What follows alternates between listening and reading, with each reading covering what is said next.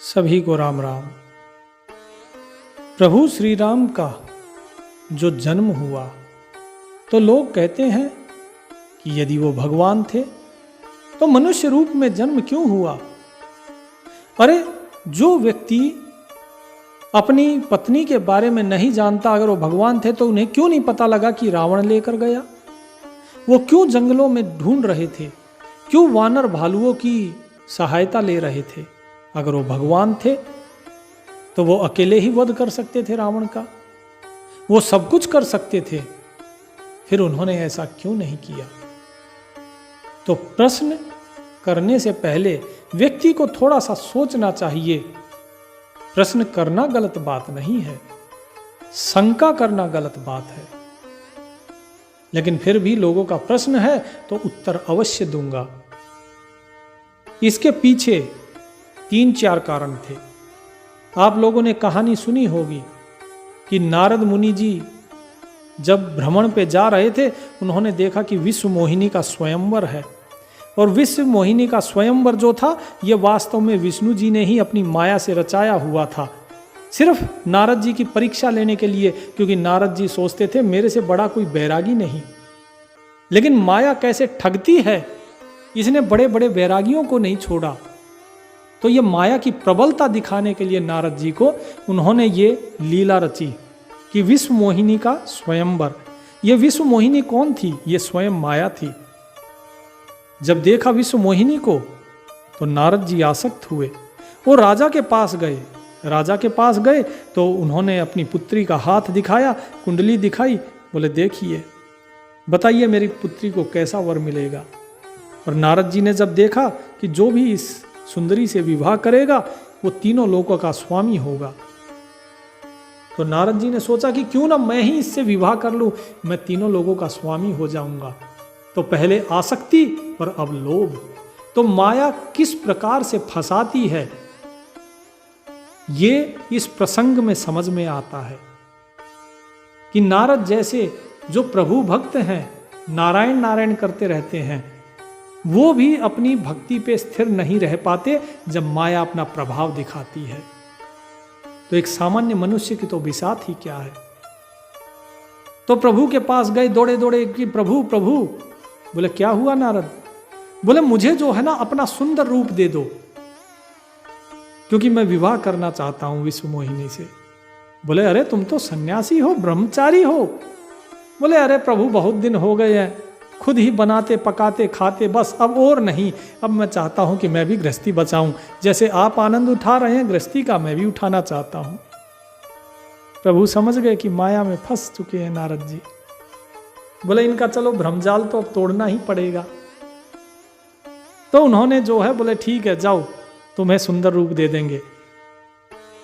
बोले मुझे आज ही चाहिए, कल तो स्वयंवर है। बोले ठीक है, स्वयंवर में जाने से पहले तुम्हें हम ऐसा रूप देंगे कि तुम्हारे जैसा रूप और किसी का होगा ही नहीं। तो जब नारद जी गए तो विष्णु जी ने उनका जो मुख था वो बंदर का दे दिया, वानर का। अब इन्होंने तो सोचा ओहो मैं तो बड़ा खूबसूरत हूं, भगवान ने मुझे रूप दिया है, तो इससे सुंदर तो कोई रूप हो नहीं सकता। अब ये जाए, अब विश्व मोहिनी जैसे ही आए ये कूद के आगे पहुंच जाए कि मेरे गले में माला डालो, वो मुस्कुरा के निकल जाए। और फिर इन्होंने सोचा अरे मुस्कुरा रही है, यानी कि अब तो वर्ण मेरा ही होगा, तो ये फिर आगे कूद के पहुंच जाए, दूसरे राजा के पास जाए, ये फिर कूद के पहुंच जाए। जब इन्होंने देखा 3-4 बार हो गए और ये मेरे गले में माला नहीं डाल रही हैं, और बाकी जो राजा है वो भी इनको देख के मुस्कुरा रहे हैं, लेकिन जब 4-5 बार इस तरीके की बात हुई तो विश्व मोहिनी की जो सहेली थी उसने कहा, बोले महाराज अपना जाके मुख तो देखो पहले, तुम्हारे गले में कौन वरमाला डालेगा। और विष्णु जी भी वहां पे मनुष्य रूप में आए हुए थे, तो विश्व मोहिनी ने उनके गले में माला डाल दी। तो जब ये चले, अपना मुंह देखा पानी में, तो इन्होंने देखा बंदर का रूप, तो इन्हें बड़ा क्रोध आया और ये चले बैकुंठ की ओर गुस्से में। और उसी समय विष्णु जी भी जो है वो विश्व मोहिनी को, लक्ष्मी जी को साथ में लेकर जा रहे थे। आगे नारद जी मिले तो नारद जी ने प्रणाम प्रणुम तो कुछ नहीं किया, सीधा बोले तुम बहुत ही छलिया हो, कपटी हो, तुमने सभी के साथ कपट किया है, तुमने देवासुर संग्राम में कपट किया, तुमने शिव जी के साथ कपट किया, तुम कपटी हो और आज तुमने मेरे साथ कपट किया है। आज तक कोई तुम्हें सुधारने वाला नहीं मिला है, लेकिन आज मैं तुम्हें दंड दूंगा। तो लक्ष्मी जी और विष्णु मोहिनी जो थे वहां पर, तो उन्होंने टोकने की कोशिश की, लेकिन विष्णु जी ने रोक दिया, बोले कोई बात नहीं। नारद जी की इस माया का भ्रम तोड़ना बहुत जरूरी है। नारद जी ने श्राप दिया कि जिस मानव शरीर को धर के तुम इस विश्व मोहिनी को ब्याह कर लाए हो, यही मनुष्य का शरीर तुम्हें धरना होगा। तुम मनुष्य का रूप लेके एक सामान्य मनुष्य की भांति दर दर भटकोगे, और जिस तरह मैं पत्नी वियोग में भटक रहा हूं, इसी प्रकार तुम भी अपने पत्नी की वियोग में भटकोगे, क्योंकि जिसे मैं चाहता था वो मुझे नहीं मिली। और जिस बंदर का तुमने मुझे भेज दिया है, इन्हीं भालुओं से, बंदरों से तुम्हें सहायता लेनी होगी, तब तुम्हारा काम बनेगा। तो ऐसा कहकर नारद जी का तो गुस्सा शांत हो गया, और जो विश्व मोहिनी थी और जो लक्ष्मी जी थी वे अंतर ध्यान हो गई। अब जैसे ही अंतर ध्यान हुई विश्व मोहिनी भी, तो नारद जी को एकदम से अचंबा हुआ कि अरे ये कैसे अंतर ध्यान हो गई, लक्ष्मी जी तो समझ में आता है। तो विष्णु जी ने कहा कि नारद, मुझे तुम्हारा ये स्वीकार है श्राप भी। तो नारद जी उनके चरणों में गिर पड़े, बोले मुझसे अपराध हुआ, गलती हुई। बोले कोई बात नहीं, लेकिन तुम्हें ये समझ आया ना कि माया कितनी प्रबल है। मन में तुम्हारे अहंकार था कि मैं बहुत बड़ा बैरागी हूं, तुम्हारा ये अहंकार दूर करने के लिए तुम्हें ये लीला दिखाई थी। अब नारद जी को बड़ा पश्चाताप हुआ इस चीज का। उन्होंने कहा कि प्रभु, मेरा श्राप आपके ऊपर केवल कुछ ही दिनों के लिए रहेगा, मात्र 1 वर्ष में ये श्राप जो है दूर हो जाएगा। लेकिन विष्णु जी बोले ऐसा नहीं है नारद, ये तो तुम्हारा सिर्फ श्राप तुम सोचते हो तुम्हारे कारण है, नहीं, मुझे तो मनुष्य रूप में इस संसार में जाना ही है। क्यों जाना है? क्योंकि पहली चीज कि तुमसे पहले भी मनु और शतरूपा ने तपस्या करी, और तपस्या में ये मांगा था कि मैं उनके यहाँ पर पुत्र रूप में उत्पन्न हूँ। तो जब वो राजा दशरथ और कौशल्या के रूप में इस संसार में जन्म लेंगे, तब मैं पुत्र रूप में उनके घर में प्रकट होऊंगा। तो ये 2 कारण हुए।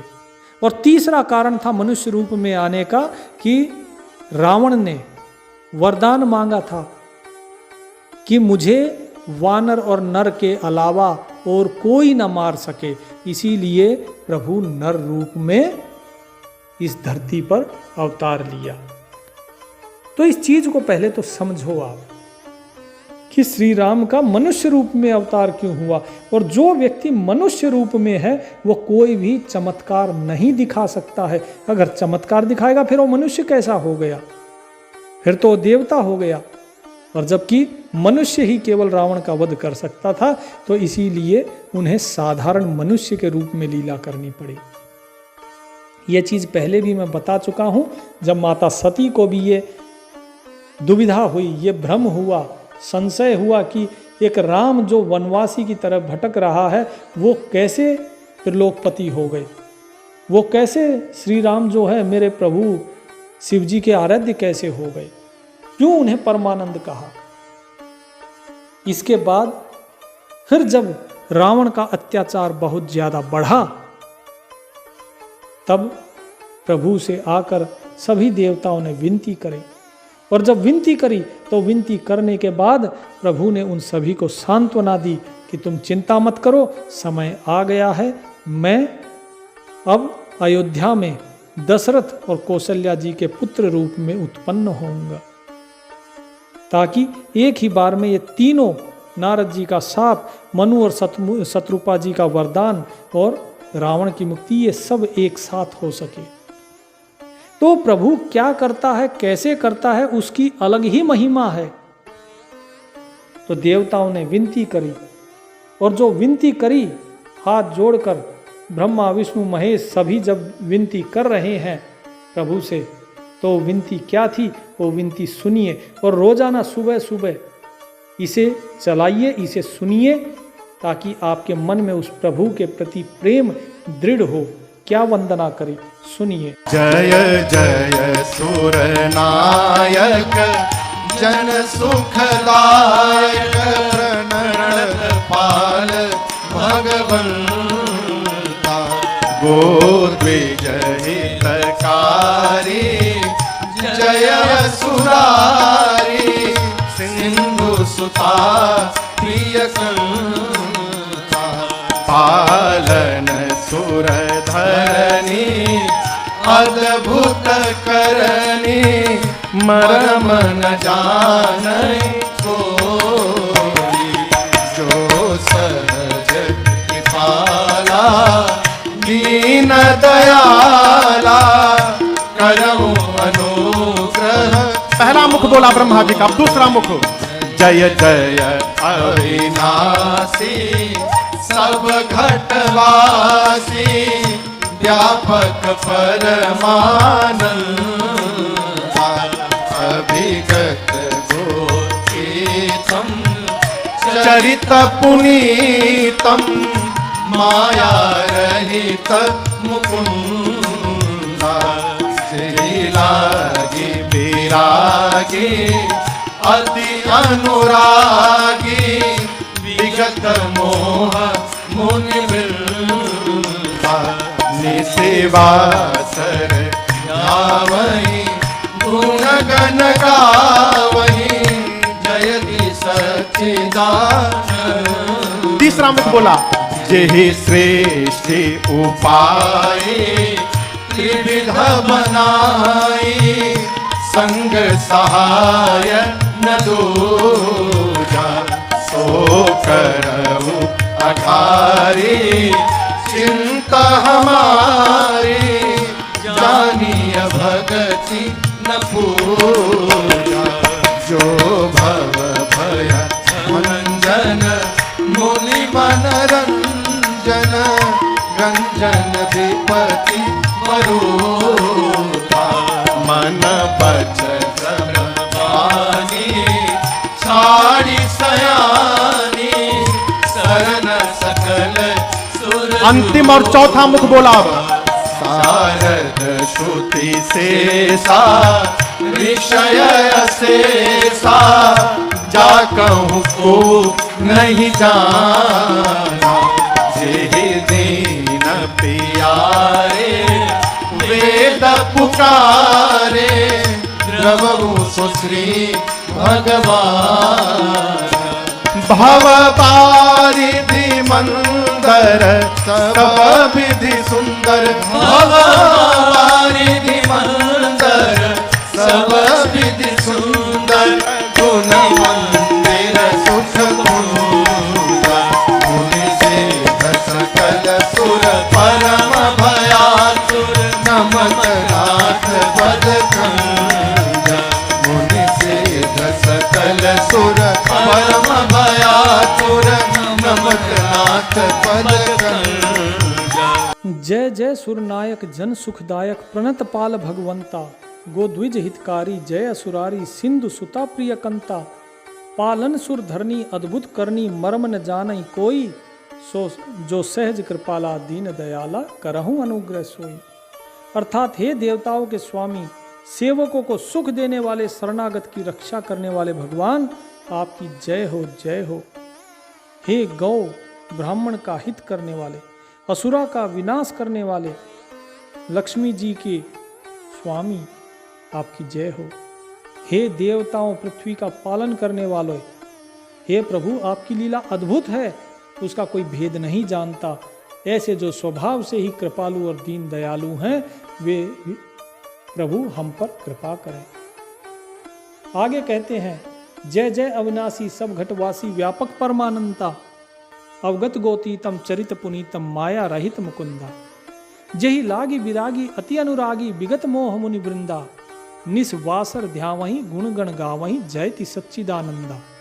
कि हे अविनाशी, सबके हृदय में निवास करने वाले, सर्वव्यापक परम आनंद स्वरूप, अज्ञेय इंद्रियों से परे, पवित्र चरित्र वाले, माया से रहित मोक्ष के दाता, आपकी जय हो। इस लोक और परलोक के सभी भोगों से जो विरक्त है, मोह से सदा जो छूटे हुए ज्ञानी मुनि वृंद भी जो आपके प्रेमी बनकर दिन रात आपका ध्यान करते हैं, आपके समूहों का गुणगान करते हैं, आप जैसे सच्चिदानंद की जय हो। फिर क्या कहते हैं अगले मुखड़े में, जेहि सृष्टि उपाई, ध्यान से सुनिए, जेहि सृष्टि उपाई त्रिविध बनाई, संग सहाय न दूजा, सो करऊं अघारी चिंत हमारी, जानिए भक्ति न पूजा। बिना किसी दूसरे की सहायता के अकेले ही 3 गुणों को धारण करके त्रिगुण रूप ब्रह्मा विष्णु महेश का शिव का रूप बनाकर स्वयं ही बिना किसी उपादान कारण के इस सृष्टि का निर्माण किया है।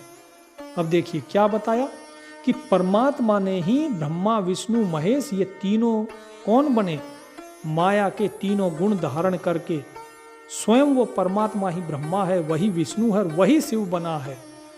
यही चीज वेदों में है, यही चीज कबीर साहिब कहते हैं, रजगुण ब्रह्मा तमगुण शंकर सतगुण हरि सोई, कहें कबीर राम रमि रहिए हिंदू तुरक न कोई।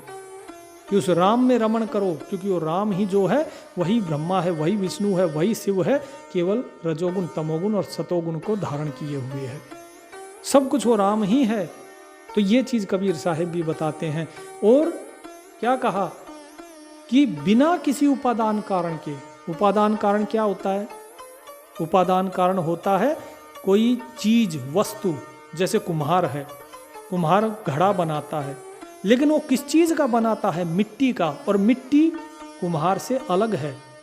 लेकिन परमात्मा को किसी चीज की जरूरत नहीं थी, उसने इस सारी सृष्टि को अपने अंदर से प्रकट किया, स्वयं से ही प्रकट किया है। कोई अलग चीज नहीं है कि कहीं ये प्रकृति अलग है और परमात्मा अलग है, ना, ये प्रकृति भी उसी परमात्मा के ही अंदर है, ये उसी से प्रकट की है उसने। और यही चीज अनुराग सागर में कबीर साहिब भी बताते हैं। तो रामायण हो या अनुराग सागर या कबीर साहिब की वाणी हो, दोनों चीजें एक ही हैं।